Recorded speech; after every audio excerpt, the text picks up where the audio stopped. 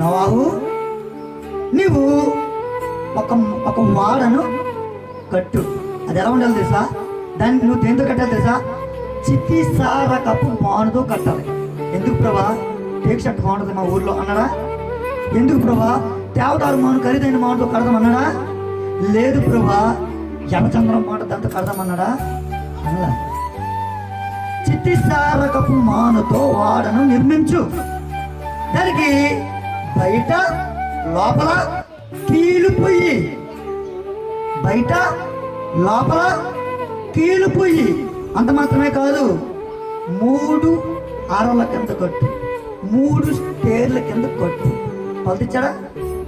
చిత్తారకమ్మా 3 వారాలు. మళ్ళీ కిటికీ పైన పెట్టు. ఎందుకు ప్రభా? కింద ఎట్టేతను అన్నడా? కిటికీ పైన పెట్టు, ద్వారము ఇక్కడ పెట్టు, 3 అరలతో నిర్మించు అని దేవుడు ఏం చెప్పాడు?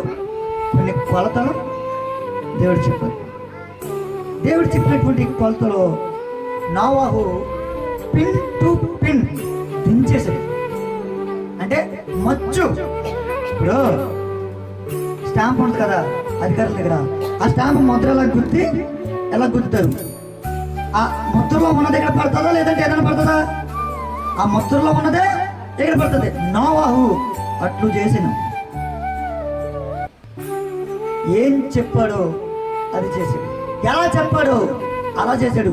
దేవుడు చెప్పింది చెప్పినట్టు చేశాడు. చెప్పింది చేయడం వల్ల నోవాహు కలిసి వచ్చింది ఏంటో తెలుసా?